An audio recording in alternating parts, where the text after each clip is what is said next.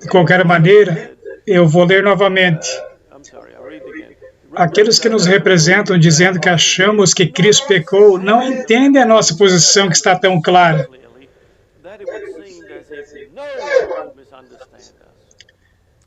Bem, eu ouço isso há 30 anos. As pessoas tentam interpretar mal o que eu estou falando. O seu ponto teológico parece ser: eles acreditam que Cristo tomou a natureza de Adão antes da queda. Se Haskell estivesse errado, o que vocês acham que a irmã White responderia para ele? Você está errado e eles estão certos. Mas ela nunca disse isso. Os nossos líderes se posicionaram contra o erro agostiniano e católico, o qual veio da teologia evangélica, a teologia reformada, que veio de Calvino, etc. Eles se posicionaram, nossos líderes se posicionaram, e isso deixou esse absurdo de lado e fez com que garotos como nós, que nascemos em 1933 e cresceram nos anos de 1950, nunca ouviram sobre outra posição, a não ser que Cristo tomou sobre si nossa natureza caída ou natureza pecaminosa. Na verdade, ele não poderia ter morrido, porque ninguém na história morreu numa carne sem pecado. Adão e Eva tiveram que perder sua carne não pecaminosa antes de poderem morrer. E Cristo teve que perdê-la também por mim e por você para a nossa salvação. Caso contrário, ele não poderia morrer. Hebreus deixa isso muito claro. Diz que através da morte ele tomou nossa carne e sangue. Foi através da morte que ele pôde nos redimir. Esse absurdo que nós vemos em não seguir o que a Bíblia diz é terrível, mas isso não deu em nada em 1900. Mas hoje isso inundou a igreja. E eu digo por quê. É porque a liderança abraçou essa heresia. Ou temos a ideia absurda de que Cristo veio com a natureza física caída, mas com a natureza da alma divina. Isso nos leva ao dualismo grego, porque os gregos diziam que a alma era boa e o corpo era mau. Isso é o paganismo entrando em nossa igreja quando nós ouvimos esse tipo de coisa. Nós devemos ficar com a palavra de Deus, que não tem nenhuma relação com o paganismo. Irmãos e irmãs, não vamos nos afundar em todos esses ventos de doutrina que têm entrado na igreja de Deus. Bem, eu vou deixar agora para você, irmão, e você pode continuar conduzindo. Ron, esse é o segredo para todo o plano da salvação. E se você assume uma posição errada sobre a natureza de Cristo e você diz que ele veio com uma natureza não caída, você destrói tudo que é importante para a salvação. Assim, ele não pode ser nosso exemplo de como vencer. Mas eu acho que nós temos uma pergunta. Russell, você pode ir em frente com a sua apresentação. Eu gostaria de dizer uma coisa. Quando meu irmão se referiu à Imaculada Conceição, que foi proclamada pelo Papa Pio IX em 1854, eu tenho certeza que você sabe que isso se refere à Imaculada Conceição de Maria e não de Jesus. É um absurdo dizer que ela nunca pecou e que ela não podia pecar, o que nega a clareza das Escrituras de que todos pecaram. Houve somente uma exceção, e é claro, nosso Senhor e Salvador, Jesus Cristo. Eu somente gostaria de falar um pouco sobre a Conferência Geral de 1903, que ocorreu em Battle Creek, uma das últimas que ocorreram lá. A questão da autoridade da igreja. Você se lembra que nós falamos sobre como a igreja começou a ficar mais e mais autoritária, mais e mais hierárquica, e isso atingiu sua crise em 1901, quando havia muita oposição quanto ao sistema hierárquico, e que pela primeira vez eles disseram que não nomeariam um presidente para a Conferência Geral,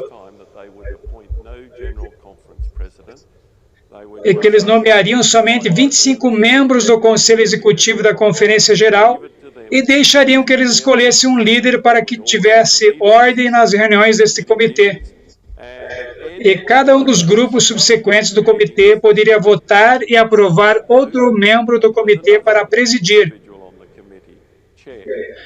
Mas não levou muito tempo até que o primeiro presidente do comitê, Pastor Daniels, se você procurar em qualquer registro histórico da nossa denominação, você verá que diz que ele foi o presidente da Conferência Geral de 1901 até 1922. Na verdade, ele não foi. Ele foi o presidente do comitê em 1901, mas dentro de poucos meses, por sua própria iniciativa, ele começou a assinar suas cartas como presidente da Conferência Geral. E quando a irmã White viu o que estava acontecendo, ela... A propósito, houve uma tentativa de colocar A.T. Jones como presidente do comitê.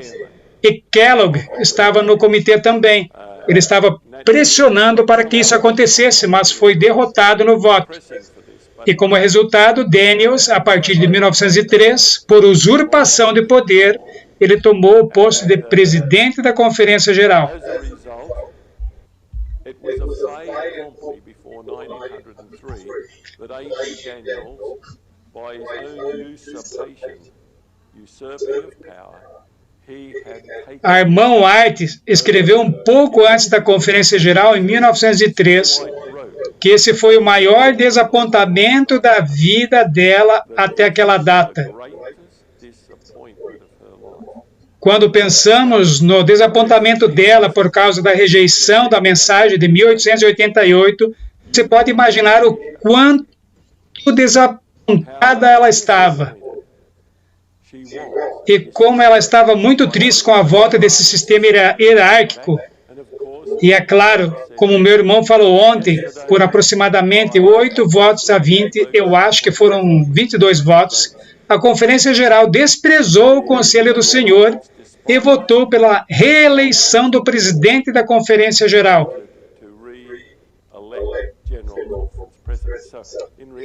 Na verdade, o pastor Daniels foi eleito presidente da Conferência Geral somente em 1903, embora ele pensasse que tivesse sido presidente os 2 anos anteriores também.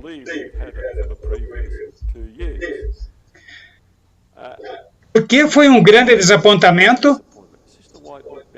A irmã White estava olhando para nós hoje, porque o maior erro que o povo de Deus está cometendo hoje é o erro que os judeus cometeram, que é colocar toda a sua fé no Sinédrio, no sumo sacerdote Caifás, que era homem mau e que nós sabemos que não será encontrado no reino do céu. Eles confiaram em Caifás acima das palavras de nosso Senhor e Salvador Jesus Cristo. Como nós mencionamos ontem, isso também ocorreu no desenvolvimento do catolicismo, quando a fé foi colocada no bispo de Roma e não em nosso Senhor e Salvador Jesus Cristo.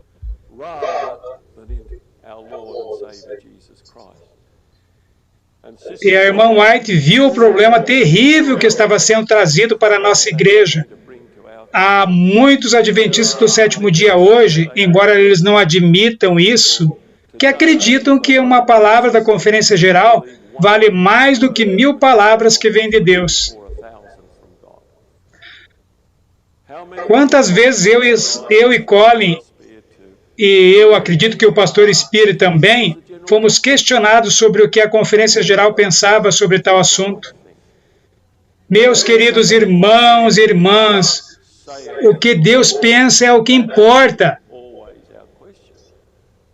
Onde está assim diz o Senhor? Essa deveria ser sempre a nossa pergunta. E se nós fôssemos seguir o que aconteceu no 1º século, o que nós chamamos de era cristã, o tempo de Cristo, nós cairemos no mesmo engano, no mesmo erro. Nós estaremos seguindo Caifás. Eu lembro um pastor que era totalmente contrário ao ministério do sustento próprio, e eu assisti um sermão dele, e ele leu as palavras todas das bem-aventuranças da Bíblia. E eu conversei com ele no dia seguinte e disse: pastor, eu fiquei muito chocado com a sua leitura das bem-aventuranças. Ele estava perplexo em saber que eu estava chocado. Ele disse, o que você quer dizer com estar chocado quando eu li as bem-aventuranças da Bíblia? Eu disse, pastor, você não percebeu que o homem que fez o sermão das bem-aventuranças era um trabalhador autossustentado? Ele não tinha credenciais do Sinédrio. E eu disse, e tem mais, o Sinédrio desencorajava as pessoas para ir ouvi-lo. Esse sermão não aconteceu na sinagoga. Esse foi um encontro independente, lá fora, numa pequena colina. Eu disse, pastor, se você tivesse vivido no primeiro século, você nunca participaria daquele encontro. Então, como você leu esse sermão na igreja? Eu disse, irmão, reexamine o seu coração. Você está contra um trabalho que foi assumido por nosso Salvador. E você é tão contra que você apoiaria o Sinédrio em todos os aspectos contra a obra de Cristo.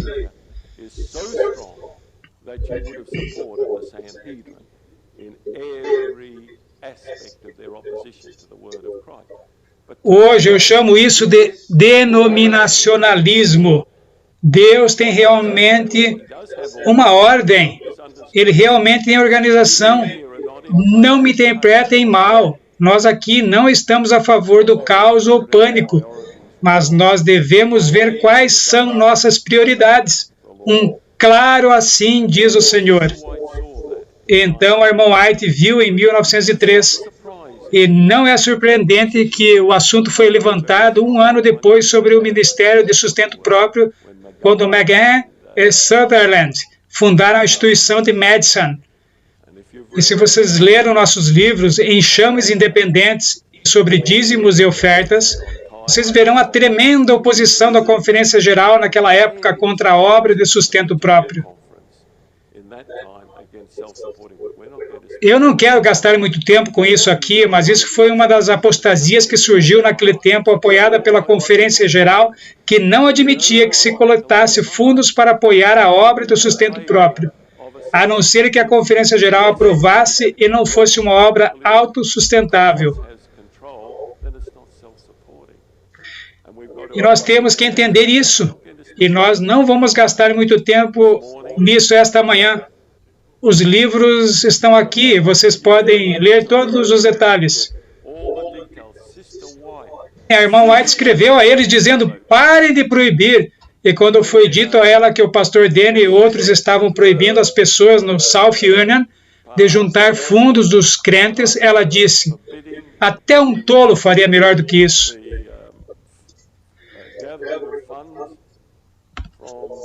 Ela não desperdiçou palavras no que se referia a esse assunto.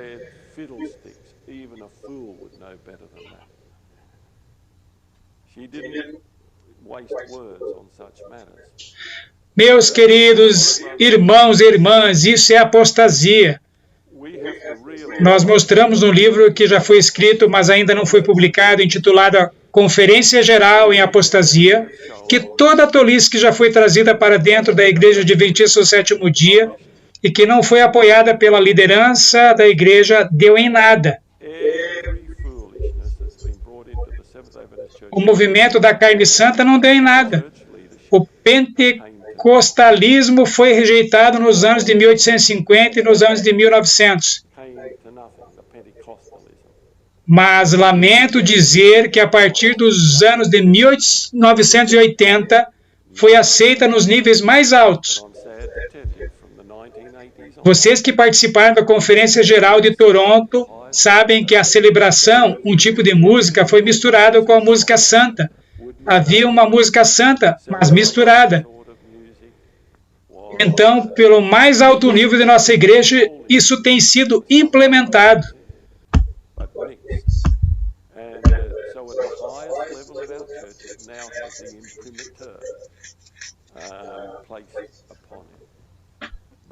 Irmãos e irmãs, agora nós entraremos em um assunto muito sério. Colin e eu chamamos esse assunto de o que aconteceu na Primeira Guerra Mundial na Europa. À medida que nós traçamos esse caminho, um tempo muito difícil para a Igreja Adventista, nós devemos lembrar que isso é o que acontecerá quando a lei dominical se tornar universal.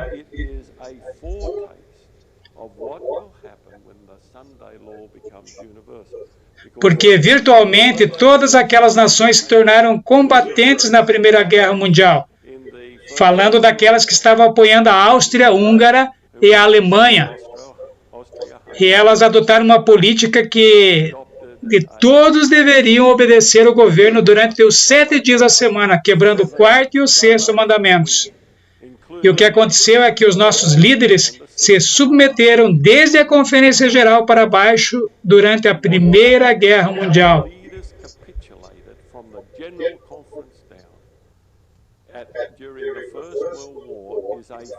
Foi um teste, e o tratamento dos quais ficaram firmes em sua fé é um teste do que nós podemos esperar quando a lei dominical universal é obedecida em todo o mundo.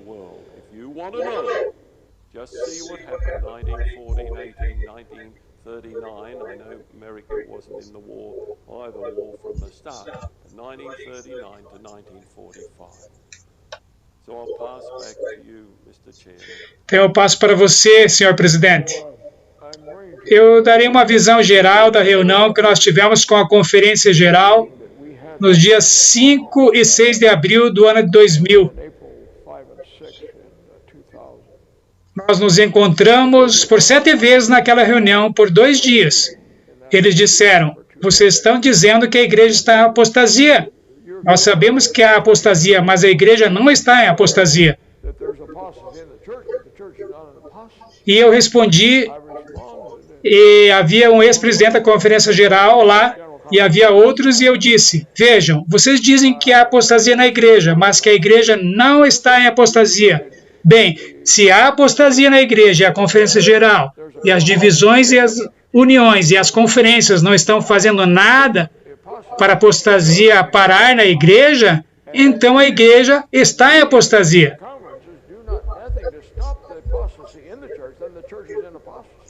Esse é o nosso problema. Eu quero dizer que a nossa liderança não pode assumir a ideia de que a igreja está em apostasia.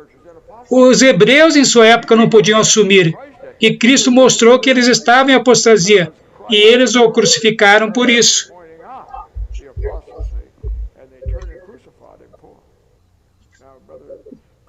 Agora com o irmão Colin, você poderia continuar? Eu não vou gastar muito tempo falando sobre o que aconteceu na Primeira Guerra Mundial. Eu vou falar só um pouco, pois eu farei um sermão inteiro, eu acho que no sábado à tarde, às 4 horas. Eu quero que todos vocês estejam lá, porque eu acredito que nós estamos em uma apostasia terrível em termos de assuntos de guerra, agora na Igreja Adventista do Sétimo Dia. Quando os eventos começaram a acontecer na Europa, os Estados Unidos não estavam na guerra, então os americanos não estavam se importando muito com esse assunto.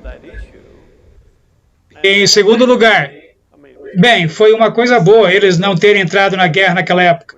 Teria sido bom se eles tivessem ficado fora de toda a guerra. Porém, a serva de Deus, por volta de abril de 1915, ela estava nos seus últimos momentos de vida. Ela morreu no dia 16 de julho. Nós nunca esqueceremos isso, pois era o aniversário de nossa mãe. Nossa mãe nasceu 3 anos antes de Ellen White morrer. Então, quando nós olhamos para esse assunto da guerra, era muito óbvio sobre o que os adventistas do sétimo dia acreditavam até que a guerra chegou. Tinha havido problemas em lugares nos arredores da Europa, mas agora o que eles fariam se o Kaiser estava mobilizando todos os homens da Alemanha, por exemplo?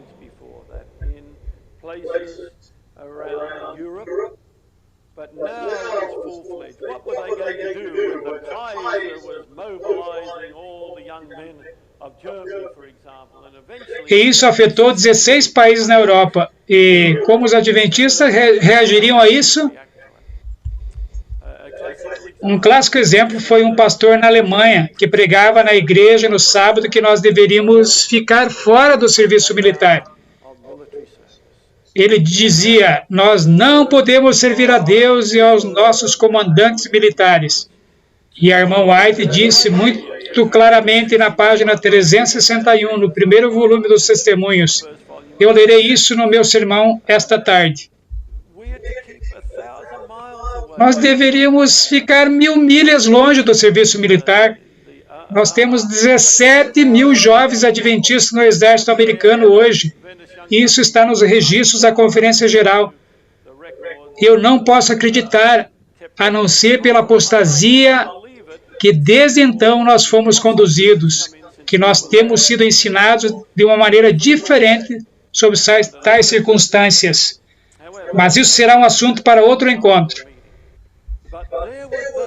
Mas havia aqueles que estavam assistindo aquele sermão e que diziam amém, e diziam que era um sermão maravilhoso. E na semana seguinte, o mesmo pastor se levantou e estava tentando convencê-los que eles deveriam ir à guerra. O mesmo pastor. As pessoas não podiam acreditar. Eles pensavam que o pastor havia ficado louco, mas o que eles descobriram foi que ele recebeu uma ordem da União Europeia, ou às vezes era chamado de Divisão Europeia. E a ordem havia vindo do mais alto nível, do pastor Conrad e do pastor Schmidt, o presidente da União. E eles disseram que eles haviam escrito para o Kaiser e dito que a Igreja Adventista do Sétimo Dia serviria como qualquer outro alemão leal em nome da Irmandade. E serviriam até no sábado, se isso fosse necessário. Isso foi em 1914. E o povo se dividiu. Alguns aceitaram e outros não aceitaram e acabaram na prisão e alguns morreram.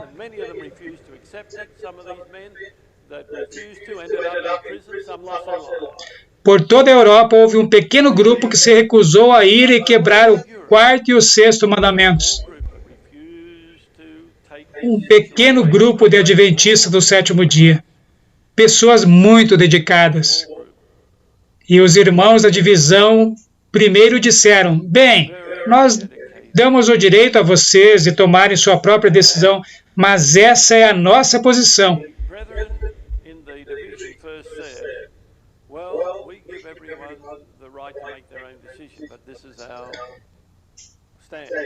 Bem, eu sempre pensei que se você deixa para todos tomarem sua própria decisão, é claro que todos podem tomar sua própria decisão se eles exercitam isso.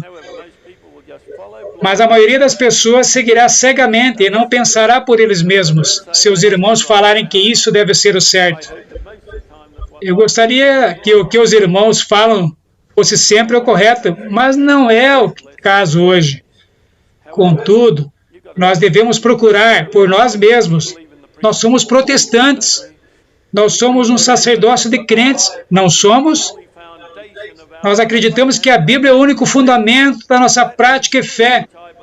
E se isso é verdade, o que eu acredito de todo o meu coração, consequentemente, nós só podemos usar a inspiração para tomar nossas decisões sobre esses assuntos.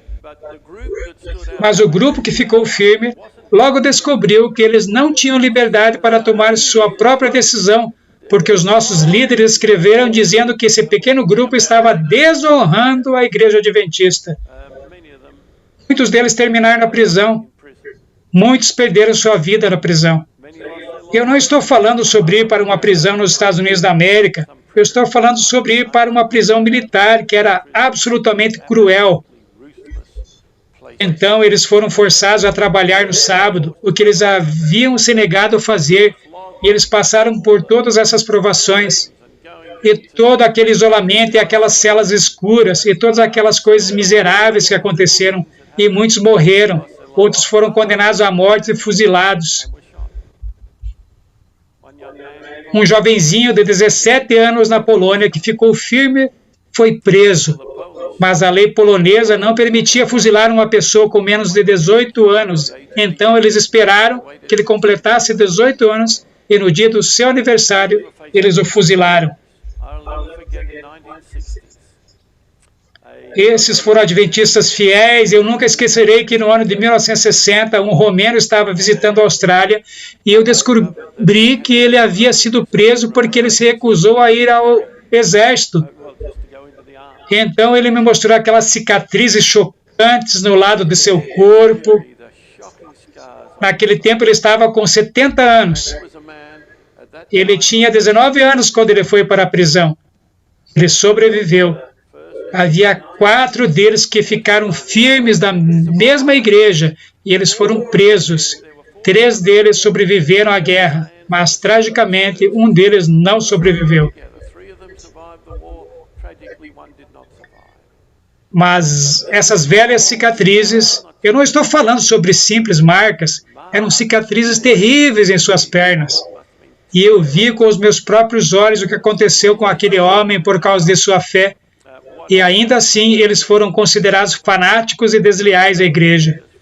Muitos deles, aproximadamente 2.000, foram excluídos da igreja em várias partes da Europa Central e Oriental. Um dos casos foi a Escandinávia, antes da Primeira Guerra Mundial. Um jovem dinamarquês, eu acredito que ele tinha 19 anos naquela época. Aquele pobre jovenzinho passou por torturas terríveis na Dinamarca porque ele se recusou a ir para o exército dinamarquês.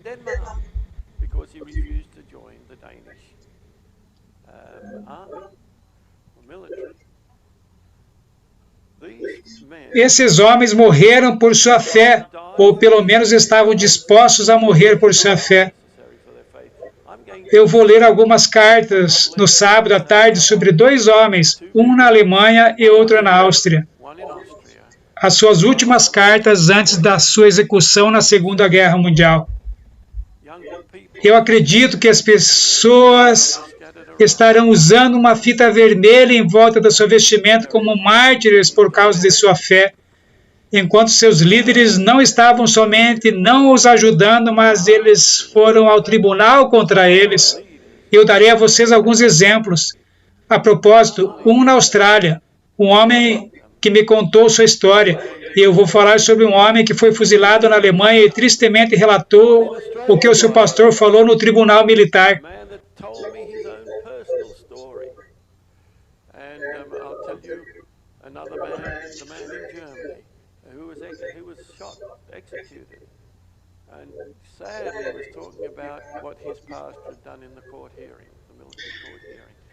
Eu digo a vocês que nós nunca nos recuperaremos disso. E se tivéssemos outra guerra, como nós temos a guerra do Iraque hoje, eu fiquei tão triste quando eu vi que o primeiro adventista foi morto no Iraque. Eu pensei o mesmo quando eu vi sobre o primeiro adventista morto no Vietnã. Isso nunca deveria ter acontecido, a não ser que fosse uma execução por causa de sua fé. Obrigado, irmão Colin. Quando nós olhamos para tudo isso e que há muito mais para vir, sabem, nós somos homens que temos servido ao Senhor a maior parte de nossas vidas. Nós não estamos aqui para tentar destruir nossa igreja. Nós queremos que a igreja entenda a sua mensagem da justificação pela fé. E quando nós vemos o que aconteceu desde o seu início, nos anos de 1890, quando nós rejeitamos a mensagem de 1888, da justificação pela fé, até hoje, e essa apostasia terrível chamada de ômega alcançou uma proporção, sabem, nos Testemunhos, volume 1, página 321, Ellen White diz que à medida que chegamos ao fim, nós devemos ser mais diretos do que João Batista. Sabem, nós não estamos chamando ninguém de raça de víboras, mas nós precisamos ser mais fortes, e é isso que nós estamos tentando fazer nesta apresentação. Nós devemos sair daqui mais fortes do que nunca. Russell, por favor, dê-nos mais uma contribuição novamente. Vamos voltar às Escrituras, 2 Timóteo capítulo 4. Quando nós 3 fomos ordenados para o ministério, esta foi uma parte de nosso solene voto que nós fizemos. Versos 3 e 4. 2 Timóteo.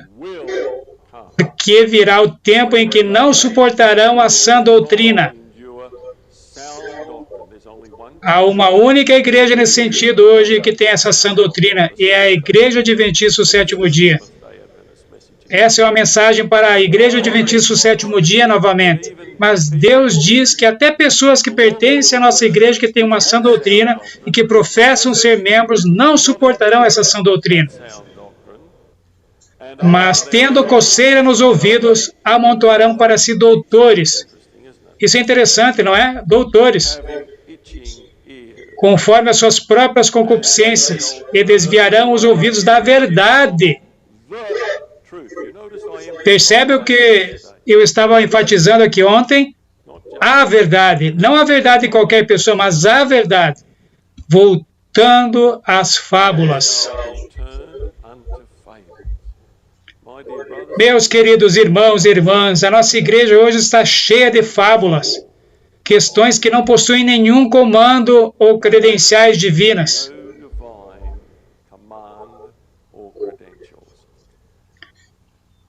Eu só quero terminar falando sobre as lições da guerra.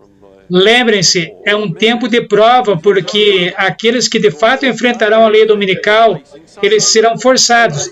Não haverá questão de liberdade de consciência. E aqueles que foram forçados a se unir ao exército e a quebrar o quarto e sexto mandamentos, e como consequência, esses homens que tiveram que ficar firmes, mesmo quando a liderança da igreja europeia, o pastor Louis Conradi e seu secretário, ambos escreveram para o Kaiser dizendo que eles seguiriam os comandos dos líderes militares exatamente da mesma maneira que o resto dos alemães.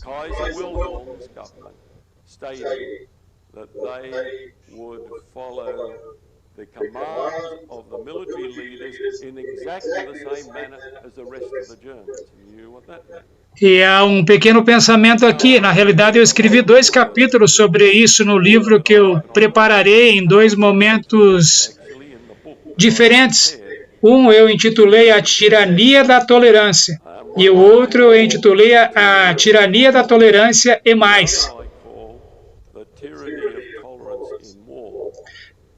Meus queridos irmãos e irmãs, cuidado com pessoas que toleram o erro. Tomem cuidado, porque vocês descobrirão, e a irmã White chama isso, e eu não trouxe a citação comigo, mas vocês acharão todo esse material altamente documentado no livro quando ele for publicado. A irmã White diz que aqueles que pecam por serem tolerantes com o mal, logo pecarão até mais seriamente por perseguirem aqueles que não cederam àquele pecado.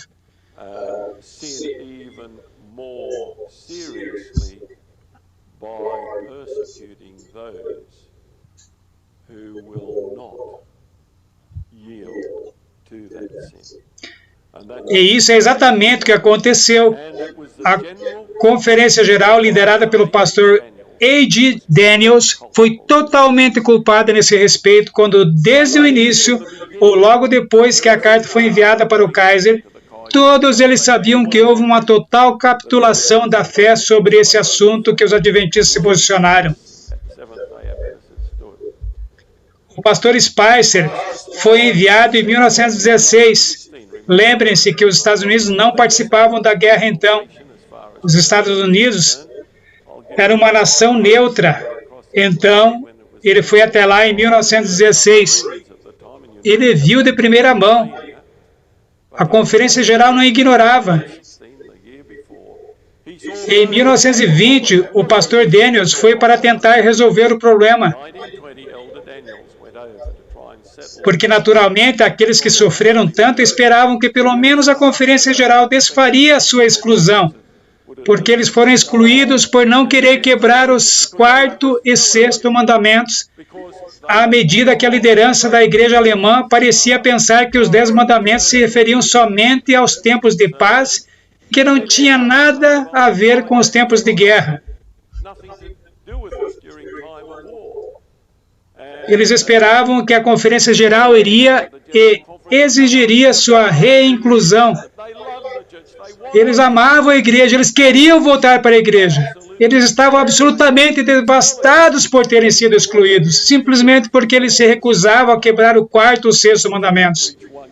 E é claro, se você quebra o 1º mandamento ou um mandamento, você quebra todos. E pastor Daniels sabem, somente 2% permaneceram ao lado da verdade na Primeira Guerra Mundial. Pastor Daniels, tudo o que ele disse foi escrito por estenógrafos pela organização da igreja. Nós temos esse material. Nós sabemos o que o pastor Daniels disse.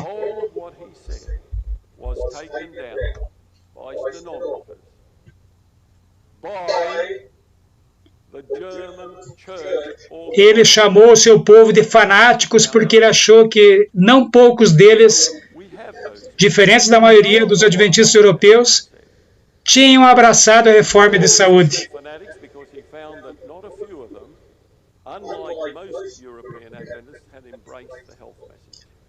Eu não sei se eles eram veganos, mas eles eram vegetarianos. Eles não comiam carne nenhuma. Como você sabe, isso foi a ruína do pastor Daniels, que era um comedor de carne.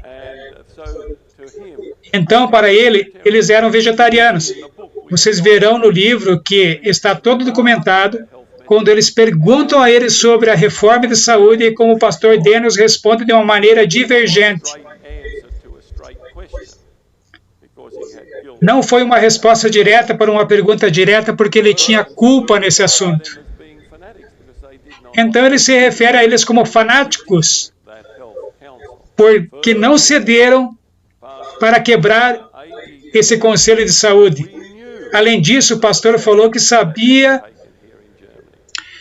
que eles ficaram firmes. E o que estava acontecendo na Alemanha, ele sabia. Ele claramente disse isso. E ele sustentou para eles que foi uma virtude a Conferência Geral ter decidido não falar nada. Que covardes! O argumento deles era como nós poderíamos estabelecer preceitos. Nós nem estávamos em guerra na América. Meus queridos irmãos e irmãs, a verdade é a verdade.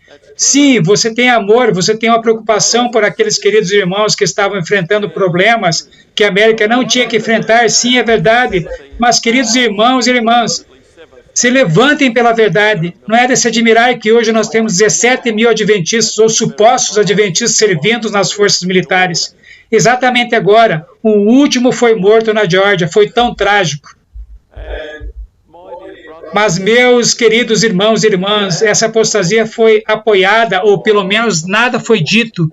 E esses irmãos tentaram por 7 longos anos conseguir sua membresia de volta.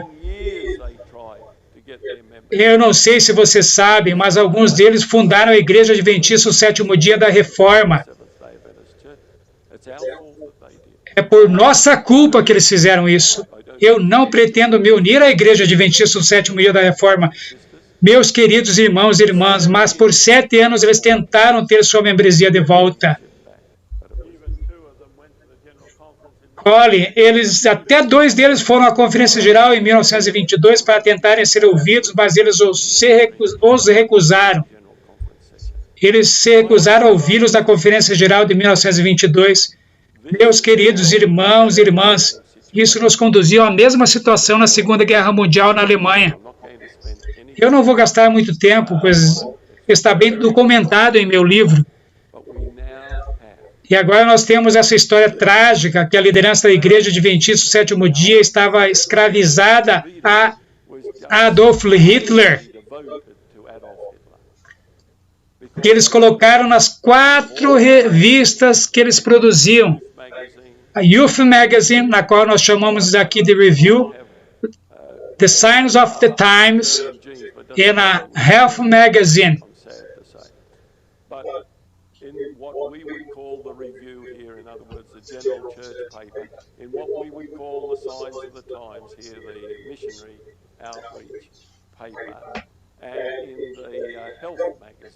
Sempre, novamente, eles endossavam o ódio dos alemães pelos judeus. Os judeus, eles escreveram, nos nossos jornais de divulgação, eles escreveram, são um vírus no sangue dos alemães. Vocês podem imaginar isso? Então, tudo o que aconteceu na Alemanha está sendo publicado agora, pois está sendo traduzido por um professor de história, que é alemão e que trabalha na Universidade de Walla Walla. O professor atual lá está traduzindo o que aconteceu lá. E já foi confirmado que o que ele está traduzindo daquelas revistas está absolutamente correto. Isso quebra o nosso coração, meus queridos irmãos e irmãs, ver para onde isso nos conduziu, mas não seria nada diferente se a América tivesse quebrado o quarto e sexto mandamentos durante a guerra. Mas a vasta maioria dos nossos homens está fazendo isso agora. Nesse livro eu conto o que aconteceu na Guerra do Vietnã, porque eu estava no leste do Vietnã e eu passei um tempo com um capelão veterano adventista. Ele foi o pastor mais pugilista e combatente que eu já conheci e dizia que os nossos homens deveriam ir à guerra e fazer o que eles podiam no Vietnã. E ele se gabava que pelo menos 80% dos nossos soldados adventistas portavam armas, mesmo quando não estavam em serviço de combate. E eu descobri isso de primeira mão, e quão comum isso era, porque no meio da Guerra do Vietnã, no pior momento da guerra, em 1968, eu fui até lá e nós estávamos evacuando um hospital e estávamos no meio de um conflito terrível. E eles trouxeram alguns dos médicos americanos, amáveis companheiros que estavam no serviço militar. Eu conheci um deles muito bem, ele era um homem nos seus 30 anos. Ele tinha uma esposa e um casal de filhos. E ele disse, Russell, na semana passada eu estava em um desses hospitais, um hospital que estava no fronte de batalha, onde eles faziam atendimentos de primeiros socorros, e depois de fazer os primeiros atendimentos, eles enviavam esses pacientes para um hospital melhor equipado. Ele disse, os vietnamitas do norte começaram a bombardear o hospital, e ele disse, eu me sinto tão mal agora, mas eu estava tão amedrontado. Ele queria voltar para casa, eu não o culpo, o pobre homem. Ele disse, eu queria ver meus filhos novamente, eu queria ver minha esposa. Ele disse, eu fui para debaixo de uma cama. Eu não acho que era uma boa proteção. Eu acho que ele morreria mais facilmente se a cama fosse atingida. E ele disse, no meu mais profundo terror, eu disse, Senhor, faça-os todos em pedaços. Não é engraçado. Coloquem-se no lugar do jovem. E eu perguntei a ele, você carrega uma arma? Ele não era um combatente, ele era um médico. Ele disse, sim, eu carrego uma arma. A maioria de nós carrega uma arma. Eu posso contar mais histórias, porque eu estava no meio da Guerra do Vietnã. Felizmente, não nas forças do exército australiano. Eu não tinha desejo nenhum de ganhar uma medalha póstuma.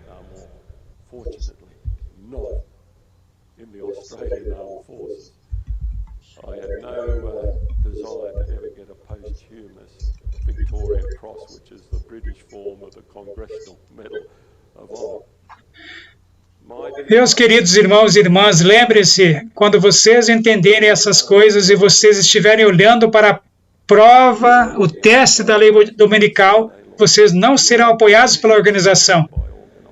Vocês serão excluídos e eles, como eu falarei amanhã às 2 da tarde, eles trairão vocês. Nós falaremos sobre esse assunto.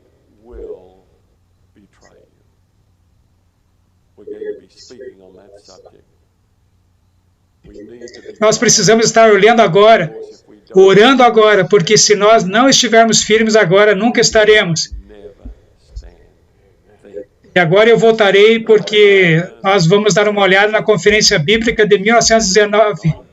Que desgraça, que desgraça. Ron?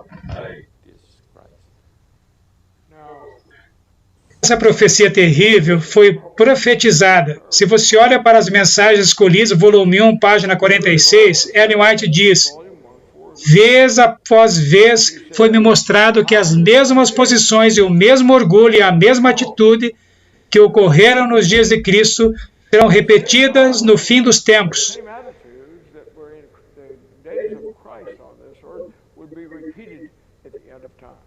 No volume 5 dos testemunhos, há 13 diferentes declarações de Ellen White dizendo que nós estamos fazendo exatamente o mesmo que a igreja antiga fez.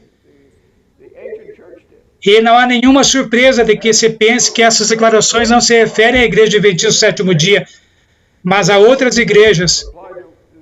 Mas deixe-me dizer uma coisa, amigos. O que nós estamos vendo é que a atitude que a Conferência Geral, que os pastores e leigos, e a maioria dos leigos da Igreja Adventista tem tido, é a mesma atitude daqueles que crucificaram Jesus.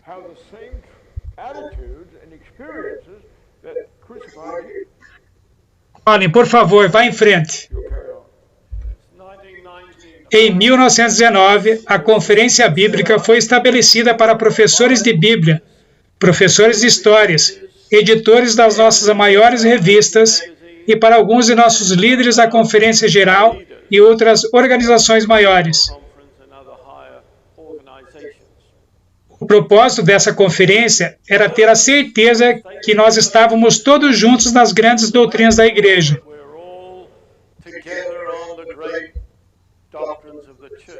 Contudo, muitos dos diálogos eram sobre o assunto do espírito de profecia, sobre a autenticidade dele.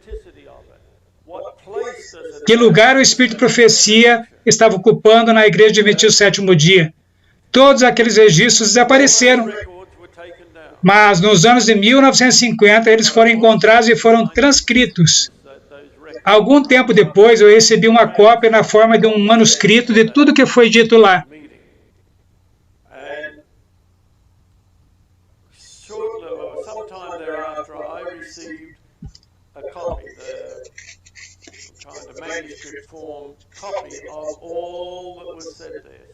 Eu era o presidente do Columbia Union College, e então eu achei que eu aprenderia algo sobre aquela conferência.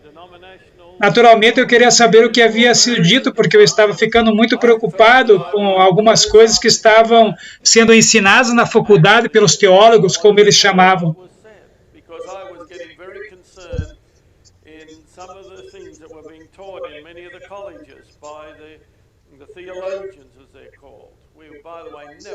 A propósito, eu nunca quis falar teólogos, mas sim professores de Bíblia. E há uma diferença. Eu vou mostrar qual é. Um professor de Bíblia é aquele que realmente ensina as Escrituras. Simples assim. É tudo o que nós precisamos para levar pessoas para Deus. Nós não precisamos dos teólogos. A teologia é frequentemente as ideias de homens sobre o que a Bíblia diz. Por isso que estudamos Bultmann, Bernhard, Tillich e Lutero e todos esses outros teólogos para pegar suas ideias.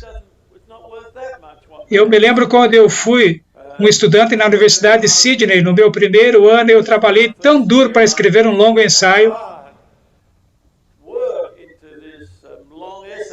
Eu queria conseguir uma nota boa para a história. E eu consegui 4.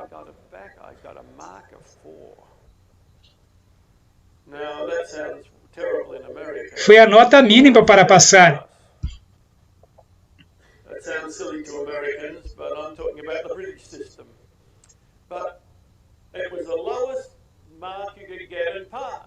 E eu disse, o que eu fiz de errado? Eu trabalhei tão duro.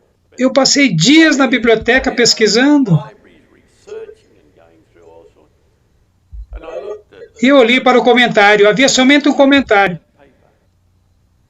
Você usou somente fontes secundárias, nenhuma fonte primária. Eu nunca cometi o mesmo erro novamente. Eu não fui para as fontes originais, eu fui para os livros de história que falavam sobre o que tinha acontecido e os eventos, etc. E por causa disso, eu tirei uma nota baixa.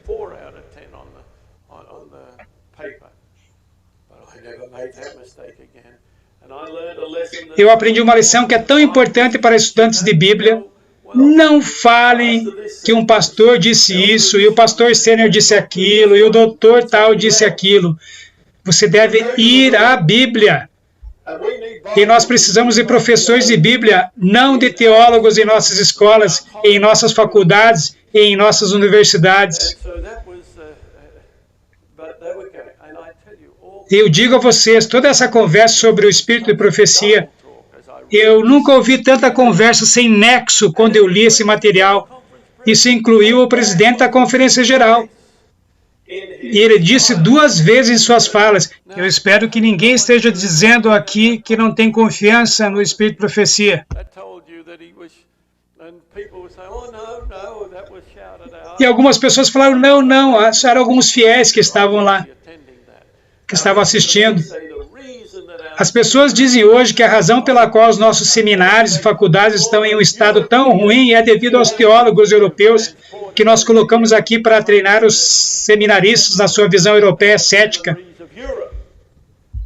Bem, isso tem contribuído sim, mas eu quero dizer a vocês que em 1919, nomes americanos e não europeus estavam naquele encontro da Conferência Bíblica, e eles foram fundo em seu ceticismo também. Eles diziam que a irmã White estava certa sobre isso, estava errado sobre aquilo, e como nós podemos lidar com isso. E a Conferência Geral estava tentando ficar dos 2 lados da cerca, e isso foi terrível. E Prescott era outro líder. Ele tinha sido vice-presidente da Conferência Geral, e foi provavelmente o principal líder. Em 1988, eu liguei para o pastor Pearson, ele tinha recentemente se aposentado da Conferência Geral, e eu convidei para ir ao Weimar, quando nós começamos com a faculdade Weimar, para fazer uma semana de oração, e graças a Deus ele aceitou fazer uma semana de oração. Eu o conheci quando eu fui presidente do Columbia Union College, ele era o presidente da Conferência Geral, e enquanto conversávamos, eu disse a ele, eu acabei de ler esse material da Conferência Bíblica de 1919. Eu disse, eu achei terrível o que o pastor Daniel disse. E eu comecei a dizer a ele algumas coisas, e ele disse, eu não posso imaginar que o irmão Daniel poderia dizer algo como isso. E eu sabia argumentar com o meu pastor sênior, porque eu grandemente o respeitava. Então eu disse ao pastor Pearson, eu tenho material comigo aqui, então eu darei a você, e você pode ler, e depois nós poderemos conversar novamente. 2 dias mais tarde, ele veio para mim com o manuscrito, e com uma fisionomia triste, ele colocou o manuscrito nas minhas mãos, e o pastor Pearson disse para mim, Colin, eu desejaria que o irmão Daniels nunca tivesse dito o que disse. O pastor Pearson era um homem tão gentil, e ele disse, sabem, quando eu vejo líderes traindo nossa confiança, é mais do que eu posso suportar, é tão difícil. Mas ele tinha visto por ele mesmo, e ele disse, eu não podia imaginar que ele tinha dito isso, mas agora ele havia visto que o pastor Daniels realmente havia falado aquilo.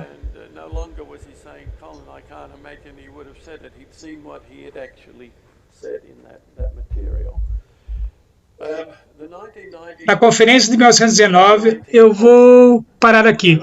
Russell pode acrescentar mais alguma coisa. Eu quero terminar essa afirmação aqui. A conferência de 1919 foi o início do que eu chamo de o agnosticismo que nós encontramos nas faculdades e universidades adventistas hoje, e nos colégios e às vezes nas escolas fundamentais.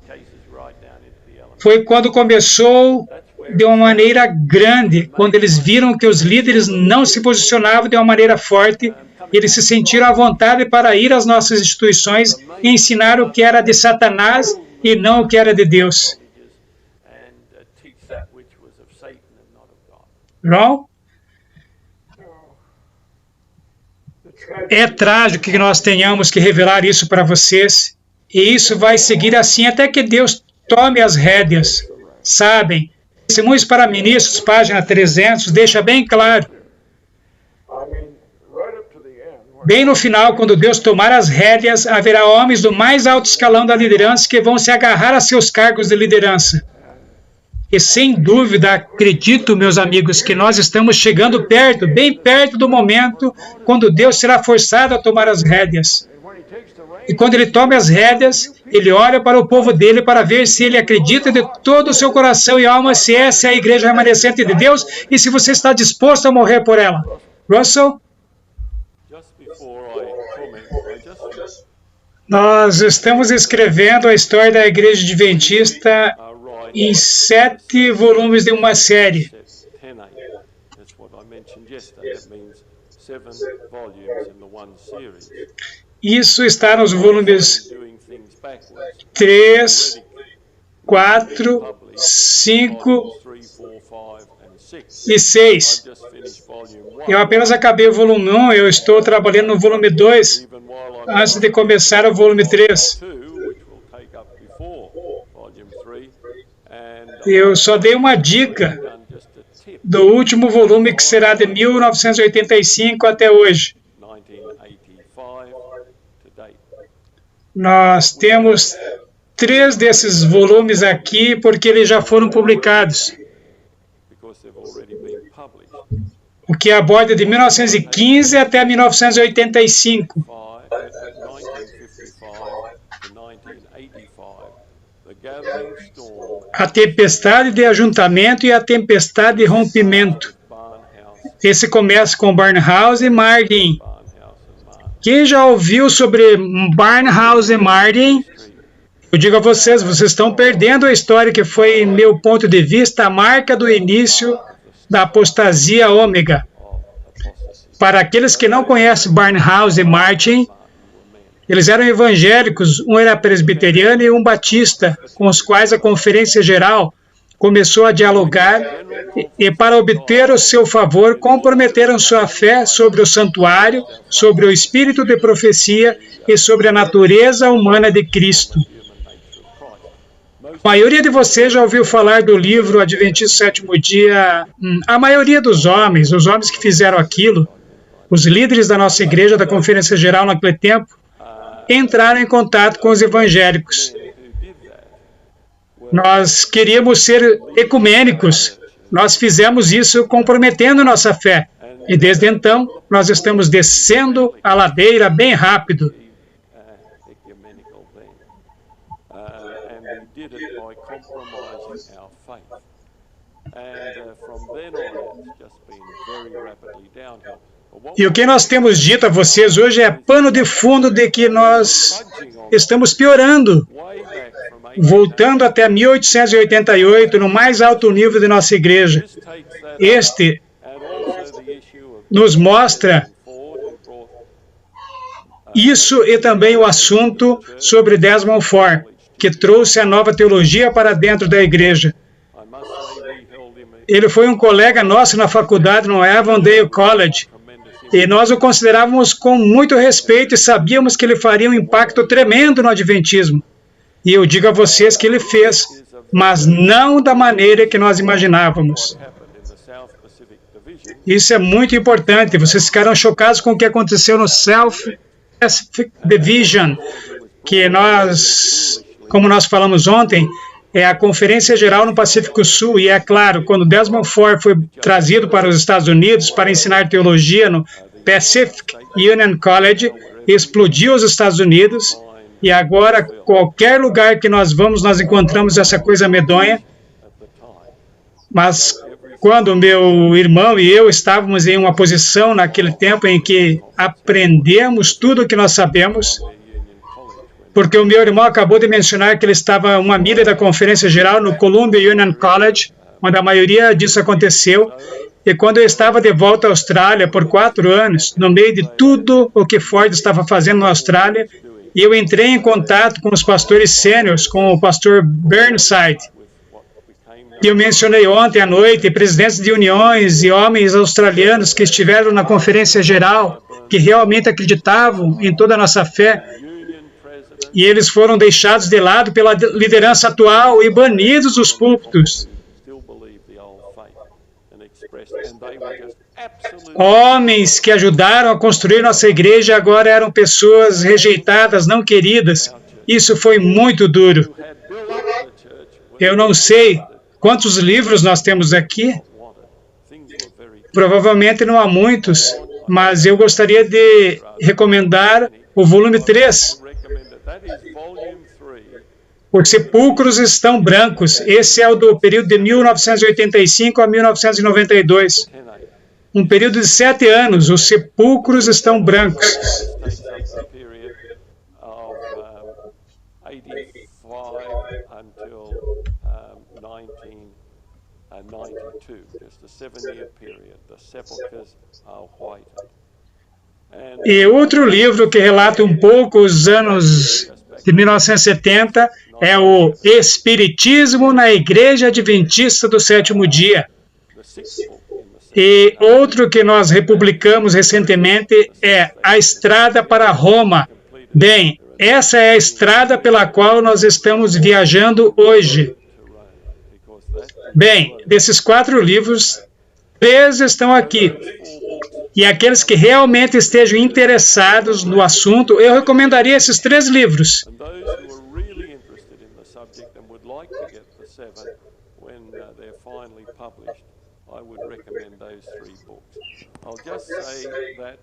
Eu gostaria de falar que nós vamos falar amanhã sobre os anos de Watson.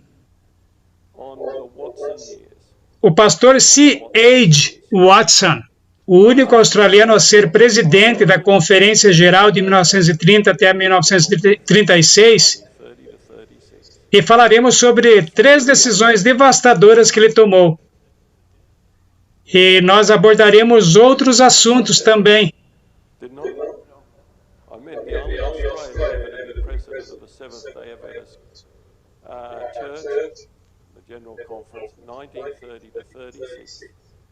And 3 of the most devastating decisions were made. I don't say they're all his fault, but nevertheless they were made. Meus irmãos e irmãs, está na hora de terminarmos essa reunião e eu oro que amanhã de manhã vocês vejam porque nós estamos na situação que estamos hoje.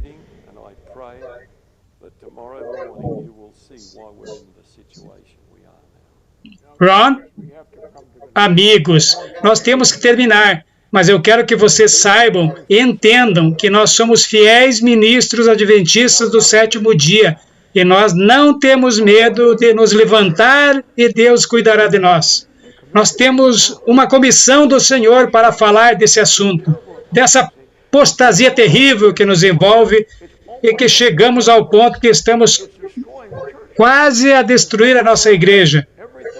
Tudo o que Deus nos deu para fazer, nós estamos fazendo. Então, nos inclua em suas orações. Vamos orar. Russell?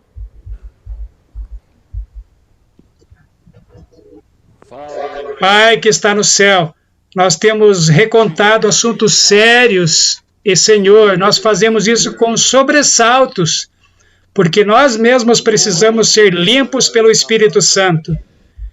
Senhor, nós não estamos sentados aqui nos sentindo mais santos do que ninguém, mas nós estamos preocupados. Nós amamos a nossa igreja, nós amamos a grande verdade adventista do sétimo dia. Nós acreditamos nela com uma certeza inabalável.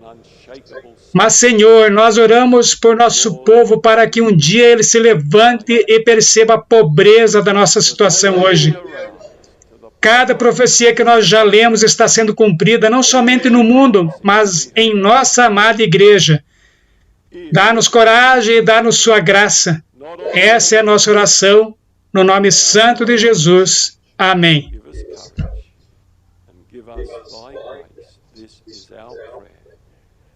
Jesus' holy name.